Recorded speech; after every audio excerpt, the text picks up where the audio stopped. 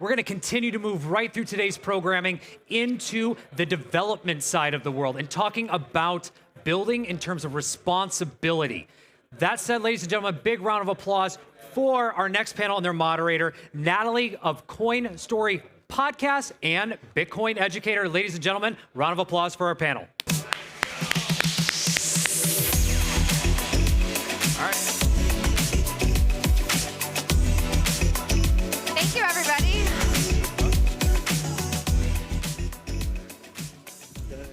I'm so excited to be back at the Bitcoin Builders Conference. I'm one of the least techie people ever, so excited to have you guys explain it all to me. First of all, I want to introduce our panelists. We have Jameson Lopp from Casa, Charles Menke from Wolf Financial, Alex Miller from Hiro Systems, and Paul Sztorc, Layer 2 Labs. They're not necessarily sitting in that order, but I want to first just really focus in on the title of this talk, Building on Bitcoin Responsibly. What does that mean to all of you? It's tricky. I mean, there's a number of ways you could look at it, but I think for me, the first thing that comes to mind is just the fact that what we have here is a shared resource. You could call it a platform, if you will, and of course, there's the permissionless aspect of it is that anyone who is following the protocol can do whatever they want, even if it pisses other people off or maybe even prices them out of doing what they want. So it's something you could even call coopetition in a way. It's like a lot of us are all working together in the sense that we're building on these ecosystems and making them more useful and more valuable, but we're also competing for the scarce resource that is the system. Coopetition. I like that. Okay. Yeah, I don't know. I guess I'll zoom out like a little bit. When it comes to building responsibly, one thing that's interesting, we host spaces all day and the conversations are various myriad of different topics across people who have failed, succeeded, rugged, and all these things. And what's interesting is in Web 2, you get regulators that protect ignorance for the users, but Web 3 doesn't have that. So you end up in this space where the moral compass is more important on the builder in Web 3 than it is in Web 2, because in Web 2, the moral is protected by the regulators. And that's why I think if you're looking at a leader in Web 3, who they are is way more important than in Web 2. And so for me, I think it's the nature of the person is actually more important than necessarily how they're building, because there's a lot of ways to cut corners in crypto. It's you see it everywhere where people are rugging, hurting other people, starting new things. And so I think it goes down to the character of the person, not to make it a very deep thing, but it kind of ends up being that way. So, well, one thing people love about Bitcoin is it sort of returns accountability and personal responsibility is important. And maybe we'll dig into some of that, because anyone, like you said, can build on Bitcoin. And in our current system, we do have this framework of regulators and gatekeepers. Yes. But if you're a freedom maximalist, you believe in free markets, then the free market is the best referee, right?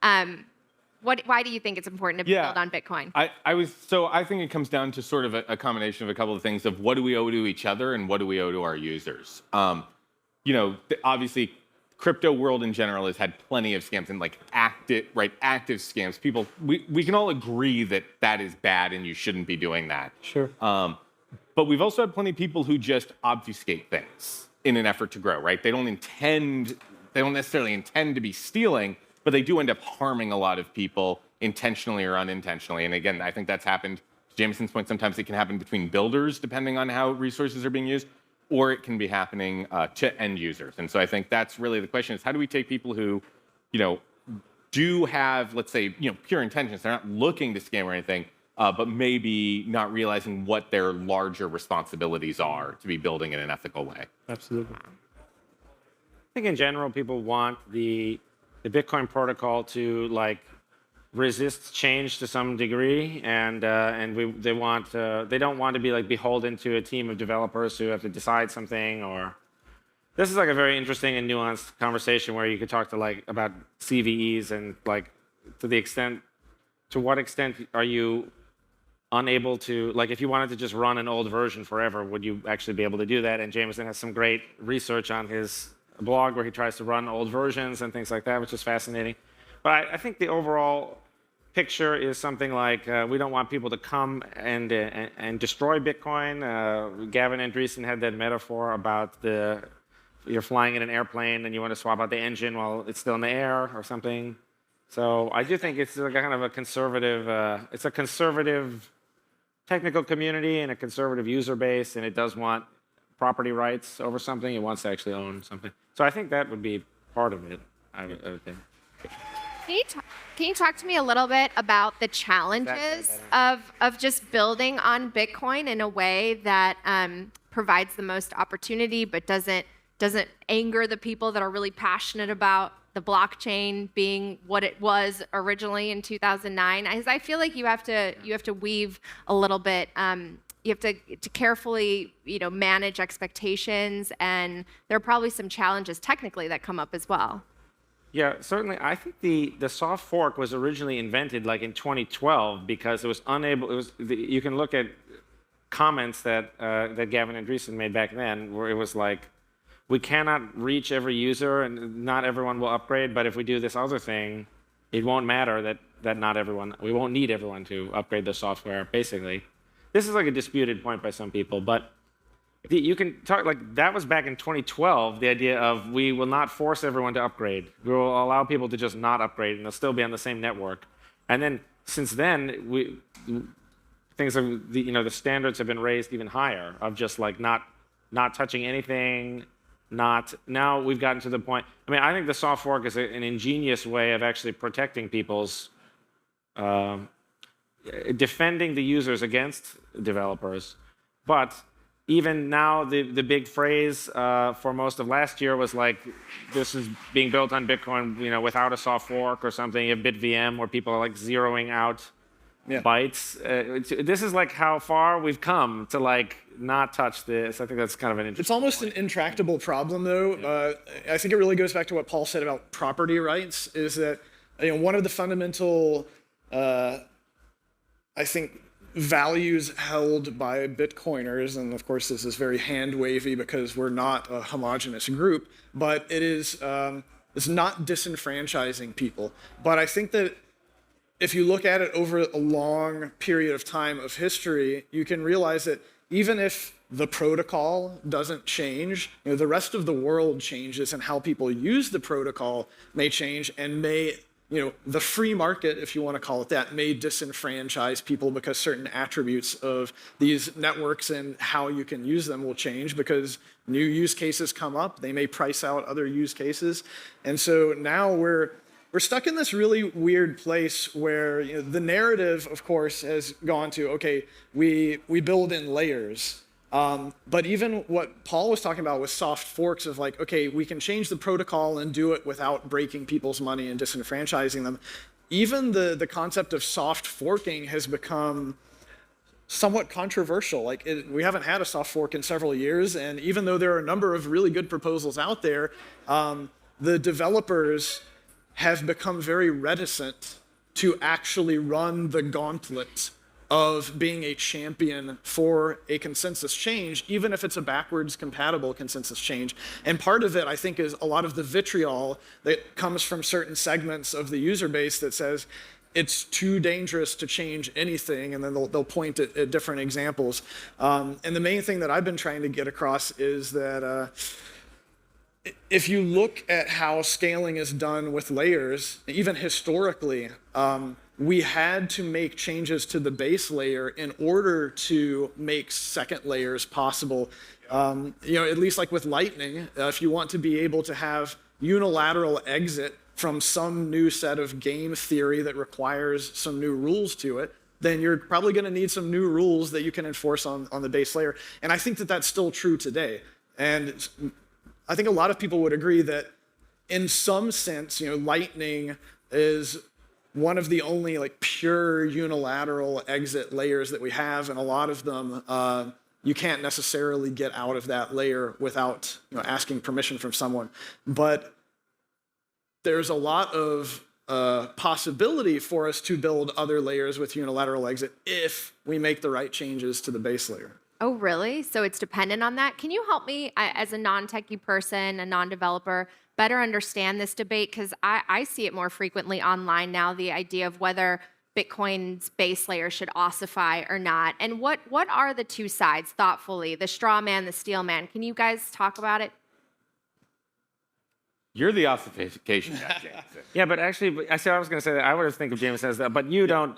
But see, it's a very nuanced thing. Like I definitely don't think of you as the completely pro ossification guy, because of course it is kind of a bizarre thing. I mean, some things we should definitely mention are something like maybe like even something like as extreme as like software dependencies or something, where it's like if you're going to build a house from scratch, you don't build like the plywood from scratch or the screws from scratch. So there's all these like people who have built like how to multiply a matrix or something, these tiny sub-libraries that like Bitcoin Core is using.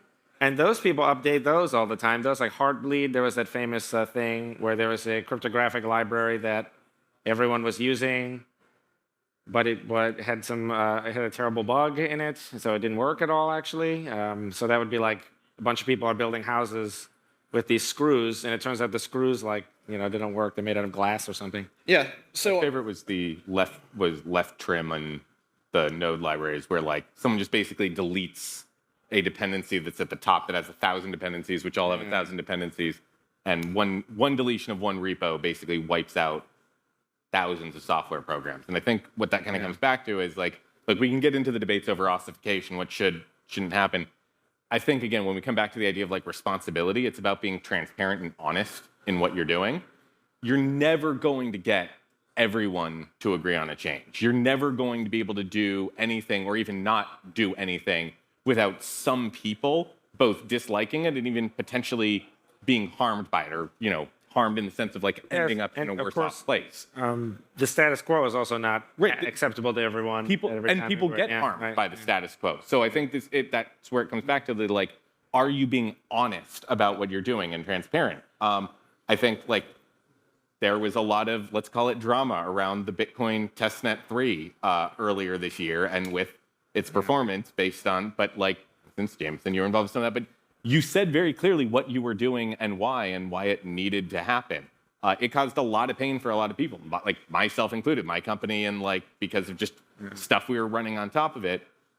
But like, if nobody does anything, you're never going to get any progress. And so that's why I think it comes back to are you being honest and upfront about what you're doing and why, so that other people can make their choices and adapt to engage in it. And that's fundamentally what kind of comes back to that core idea of property rights. So I also see it as it's a 10-year history now. 10 years ago, we were given the promise of sidechains, of permissionless two-way peg sidechains, and the idea there was to have basically infinitely scalable and growable ecosystem where we don't have to do everything on the Bitcoin base chain, because anyone who wants to can go create their own other network that you can send your Bitcoin over to, unilaterally permissionless, yada yada, like upholding all of the ideals of Bitcoin. And we never got that. And as a result, we've had, call it, shifts in narratives and sort of coping with the fact that we don't sour have grapes it. for sure. Yeah. Yeah, and so there are protocol changes that we can make that I think would enable us to finally start to achieve a future where the builders who want to go do crazy stuff can do that in a way that is actually, cryptographically tied to the Bitcoin base chain without having to create like a multi-sig federation that, of course, could potentially be corrupted and fail. Charles, did you want to weigh in? Yeah, I mean, this topic is so nuanced because, like, when we'll host a space of just Bitcoin OGs, layer 2 companies will come in and market to those companies. But the tribalism that happens around those companies is so stark. It's hard to change their minds on something they believe in past, because Bitcoin represents more than just a technology. It represents like a freedom or an altruism. And when people stand for that, it's really hard for you to start messing with it, because you're not messing with a tech. You're messing with an ideology, and people get weird about that. So I think like ultimately, like going into runes, runes was stuffing transactions, and then what was happening is regular transaction would get stuck in the mempool for 6 and 7 and 8 blocks, and they wouldn't come down for long periods of time. Now the miners get rewarded, but what ends up happening is peer-to-peer regular transfer gets pushed out. So, and I'm not making a stark contrast that I believe in either way, because I believe if something can be manipulated, it should. because just because you have a door to your house and it's unlocked doesn't mean that that's safety. And if there's opportunity for Bitcoin to be manipulated, safety only comes by manipulating it, because people always change on the precipice of difficulty. Like, ossification is the idea of like what could happen. But I think the ossification becomes way more at play when they break it. And unfortunately, Bitcoin is such a big beast at this point. Like, if we break it, it's like, will something come out and replace it? If we end up in a position where there's no more peer-to-peer transfers, Runes is absolutely taken over, regular transaction fees are no longer getting into the block, they're stuck in the mempool forever. I mean, it's a stark thing, and I don't necessarily, believe either way is like the right way. I just, I think inherently you either have to ossify it or manipulate it until it breaks and then have another Bitcoin. Well, yeah, I think this is a good point of like, similar to what I think, Jameson, you were saying earlier, which is like how, like the end user has expectations and needs, and like how ossified will Bitcoin be if it is ultimately replaced by something else? That's like negative 100% ossification. You know what I mean? Because you changed it out of existence by just the user not demanding it anymore. And we have seen quite a few changes over just a short amount of time. I've been alive only so long, but like there was a time before widespread internet access. There was a time before there was a time when there was only one computer in every house, right? There was a time before smartphones. So I don't know. The ossification strategy does seem like a big risk. And I think was part of the sidechain's vision, was that you could ossify L1 very safely and in a very sustainable way, precisely because it's kind of a paradox, but really it's more of an inevitability, which is like, because you need to cater to different people and they won't always agree, and some of them are early adopters and some of them are late adopters. And so you would have the L1, which would be the same, and then you'd have all these new L2 things that would all be blockchains. So you'd explore the blockchain space. And Bitcoin has made me think more profoundly about incentives. And Alex, you brought up the idea that it has to be the ethics and the morals of the person. But we've also seen controversy over even funding developers. Yeah. And have any of you ever worked at a corporation where you've had a mid-year review? Anybody? Yeah, you remember those? The thing that frustrated me about that is they have to tell you something. Mm-hmm. They have to find something wrong for you to improve on. You will never, you could be the best employee in the world. You'll never have a mid-year review that tells you there's nothing you can work on. Is there a component of that? Like, if you're funded, don't you have to start tinkering and almost find something wrong, and then that is its own kind of corrupted incentive? Yeah, I mean, I think that is the reason that some folks who are I'll just call it pro-complete ossification, let's say, don't like it. And, yes, if you have people looking at a problem, they're going to find something to work on. At the same time, I don't think reasonable people, for the most part, are going to say there's nothing about Bitcoin that needs attention paid to it, even if you don't want substantial changes. But going back to that idea of incentives, which I think is exactly right, people are not going to stop trying to do more on top of Bitcoin. I'd actually go so far as to say it's immoral not to, because of how unbelievably tiny and concentrated the user base of Bitcoin is today. Like, you cannot say that you believe in like the freedom and optionality and power that Bitcoin provides and say you're happy with where it's scaled out to. Oh, yay, we have like a couple million wallets, or we have 1 million wallets that have 1 Bitcoin on. There are 8 billion people on this world, right? And most of the people who hold a full Bitcoin live in the US, which, like, again, we can argue about the current state of our government and whatnot here, but it's a hell of a lot better than a lot of other authoritarian regimes. And like, the reason that I work on layer 2s is because I really believe in scaling Bitcoin out to as many people as we possibly can. And if we just leave it locked up with a small group, like, that group has a lot of incentive to not break the chain. And to be clear, I do not want to break the L1.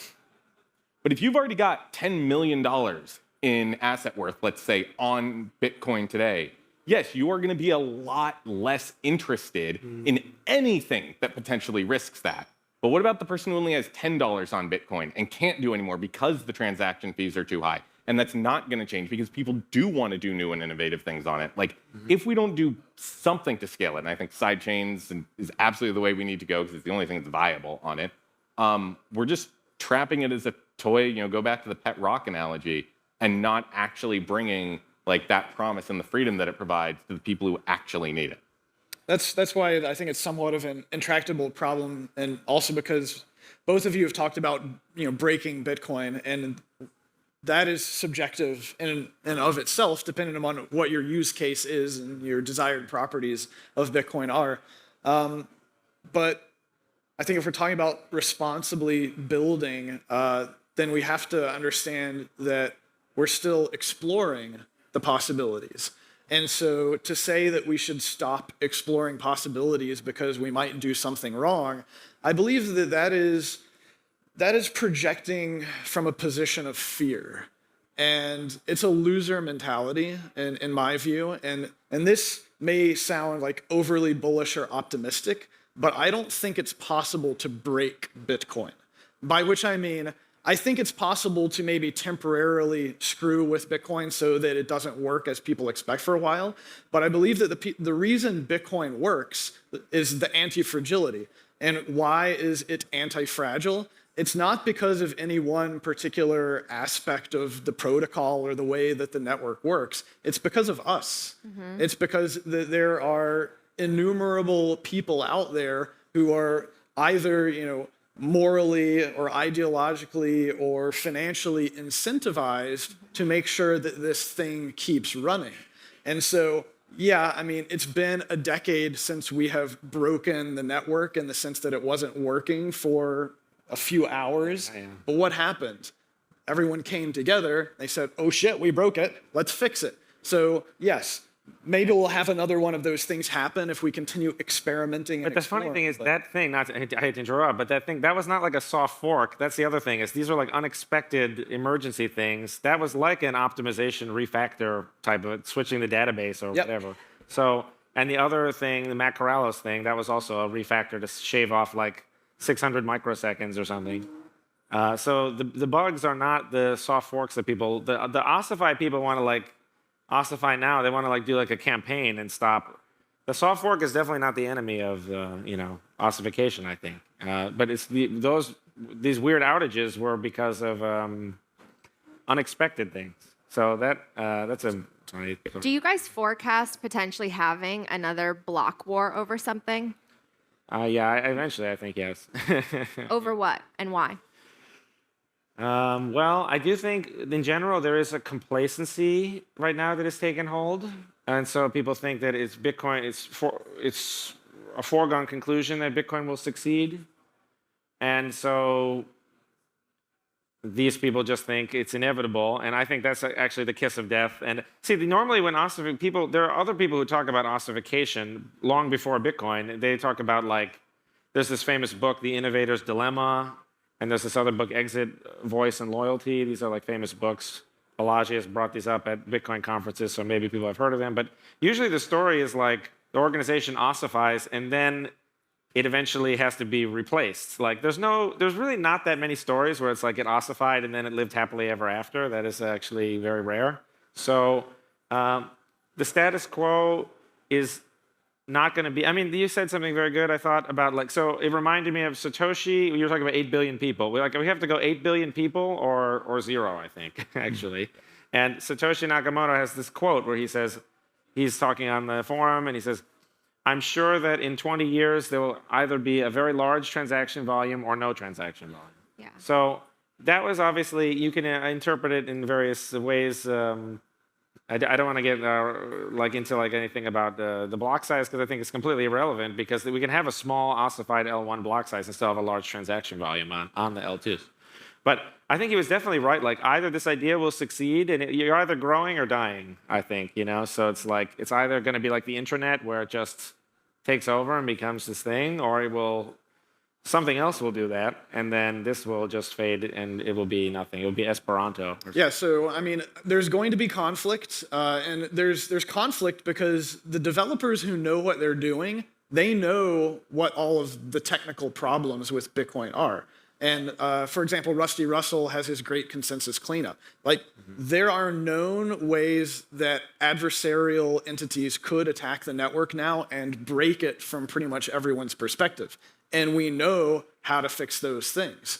And to throw up our hands and say, no, we shouldn't fix them because doing anything is dangerous is, once again, I think a very silly position to take, from a really fear projection perspective. You made me think of Bitcoin core developer Gloria said it on stage that basically a military attack could bring down the Bitcoin network, and we're not prepared yet, and people think that we're in this very safe place, and it terrifies people who are non-technical and don't understand the things you do. So we're wrapping up now, so give us something to look forward to with some hope here. You guys obviously are working on Bitcoin because you think it will succeed, right? Well, yeah, I mean, my optimistic take is that builders going to build. And you can hate the idea of changing Bitcoin as much as you want, but you can't stop the builders from proposing changes. The only tricky thing now is as I said, it's kind of builders finding themselves stuck between a rock and a hard place of knowing that there are improvements that are highly desirable, and knowing that there are factions of people who are going to fight against those. It's a really weird position to be in, but I'll do whatever I can to support people, and if I have to be a dick about it, I'm happy to do so. Well, you got to make your case, right? And then the free market should decide, right? Yeah, no, I think I'm relatively neutral. I think without veto power in any central position, you always end up with progression, no matter what. And I think that, what I mean is that if there's two people and they can manipulate a thing, the one person that can't or won't is always going to sit by the wayside, and the other guy will. If there's no central entity to stop, it always ends up manipulated. So I think it's a matter of time. I think we end up manipulated, and it'll get to that position where we're, kind of figuring out what we want to do with it after the fact. So, yeah. Yeah, I think, as Paul kind of pointed out, that Satoshi said even 12 or 13 years ago, Bitcoin's in an evolve or die place, and that doesn't necessarily mean you need drastic changes. You need to try, and you're never going to do everything you need on the L1, and it's going to be just as much of a fight to double capacity on the L1 as it is to introduce things that allow 10,000x scaling on the L2s. And so I think it's focusing on if that end goal again is really, and for me, it's how do we provide an alternative financial system globally. We've got to focus on that 10,000x increase view all the way out there and just figure out, cool, how do we protect the L1 as best as we can? We don't want to wreck it, but we got to give the things that actually make it possible to scale it out that much. Get to $1 billion. Okay. Yes, I do have my own L2 proposal, which is BIP300, and there's test software you can download and play with for yourselves, layer2labs.com/downloads, and I have stuff there. We have a Zcash level privacy and planetary scale. I have a bunch of articles that I've also written about that. So if you want a little bit of hope, you could go and try the software yourself. A lot of people have PowerPoint slides or whatever, which is great. I actually think the industry is already moved past that, and there are a lot of people who, if you can code something, it will exist, and it has the software we've written is for all 3 operating systems, and it has buttons you can click. It has a GUI, so I would try that out and look at the proposal is the only thing it does on L1 is use unused opnop 5 to count to 13,000 over and over again. It's a little bit more than that, but that's basically all it does. And it's a completely opt-in and also reversible, really, if you think about it. I think the soft fork is we still have a little bit of time, and so I'm going to ramble about the soft fork in general, which is that this whole reason the soft fork was invented in 2012, as I alluded to earlier, is that before, everything was we changed to a new version, but the soft fork was not everyone needed to. Only the people who wanted to use the new feature had to upgrade. This included 51% of the miners. So you could say maybe that's not true, but the miners want to collect the transaction fee, so they're also users. So the whole point of the soft fork is it was a change and not a change at the same time. So even though it is a creative act of a change, it's not really as much of a change as people might think, and it's very underappreciated for that reason. Well, thank you guys so much. I think we've learned a lot. Really appreciate being on stage with you. Paul, Alex, Charles, Jameson, give it up for them. Thank you.